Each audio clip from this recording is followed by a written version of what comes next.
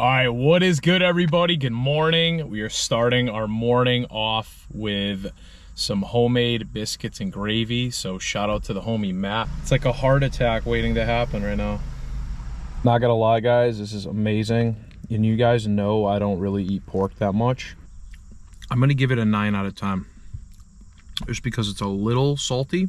See, we have midnight here. Today's video, we're gonna talk about how to make your Civic Si last for years. Before I even purchased one of these cars, should I say now two, I always heard, oh, you don't really need to do much, you know, this and that, they're bulletproof. And I kind of didn't really believe it, you know, until I got my own. I think it's going to come down to 3 basic things. And the first thing we're going to talk about, your fluids. This could go for any car, to be honest, but since we're Honda specific, you know, since my channel is Honda specific, we're just going to focus, you know, today's attention towards the Civic Si. This is what's helped me throughout all the years. Even when I first got this thing, the first thing I literally did was changed out all the fluid. That meaning coolant, right? The car is cold. Coolant, I could honestly top off a little more.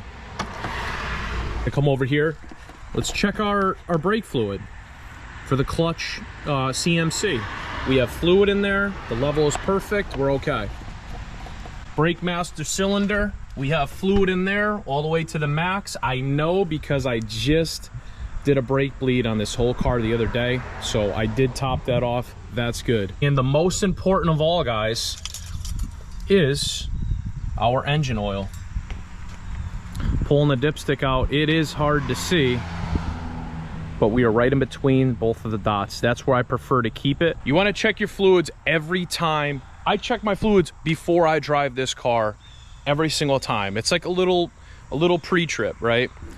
I think it's important for every vehicle, guys. How is the engine going to perform its job effectively without proper oil? Most importantly, how is your clutch CMC gonna react if there's not enough fluid in the reservoir? Brakes as well. So it's very important that you guys check your fluids every time you hop in this vehicle. Before you drive this vehicle, check your fluids, guys. You want to ensure that each part is being lubricated to do its job effectively. The second thing we're going to talk about, this is very important as well. We're going to talk about our dash, but more importantly, more specific, we're going to talk about our sensors, okay? So I'm going to go ahead and start this car up. It's in neutral. Start the car up, okay? So the first thing I see on my dash, and that has been there for a while, is an EPS steering related issue. Now, I've scanned the code, I know what it is. Definitely want to pay attention to your dash. Put a little picture in on the side screen here so you could actually see what the screen looks like fully illuminated with each warning sensor, I guess warning indicator light, so that you can monitor your own dash and make sure you don't have any of those on it. Important that if you do have a light on your dash, you either pick up a OBD2 scanner, or I think an even better investment would be a Flash Pro unit. This, you could plug it into the ECU through the OBD2, and you'll be able to connect to the app where you can read certain sensor codes and everything like that. And if you guys are tuned, like myself, I have the K24 tuned with full bolt-ons. It's important that you monitor your air-fuel ratios. Now, obviously, you can do that. You can do that on the Honda app, and you can do it right on your steering wheel, right here. You just click a button, bam, and you can see my TAC is going crazy. I get a lot of questions on, yo, what is your TAC doing right now? Well, to be honest with you, that's a built-in air-fuel monitor system that these cars have. So, you know, I know where my air fuels need to be on, you know, wide open throttle and partial throttle, and while I'm just cruising. So as of right now, I'm sitting at about like a 14.7, which is ideal. But if you're on a full load, when you are driving and your air fuel is off and you're spitting too much fuel or you're getting too much air, you're gonna have issues, guys. You're gonna have issues with your spark plugs. You're gonna have issues with fuel consumption. You're gonna have issues with your knock, and that's another thing, knock count too. You always wanna monitor your knock. That's gonna be, what knock is little tiny explosions in the combustion chambers.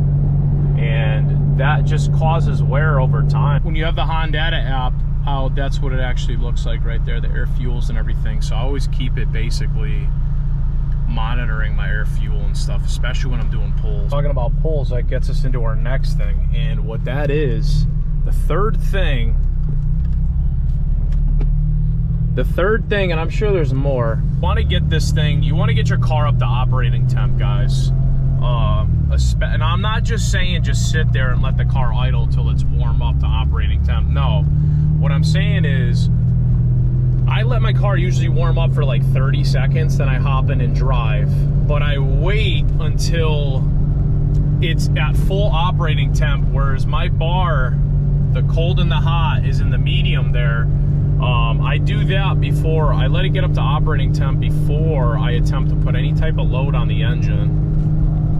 And the reason for that is because when you're not at normal operating temps, there's a lot of pressure in the cylinders.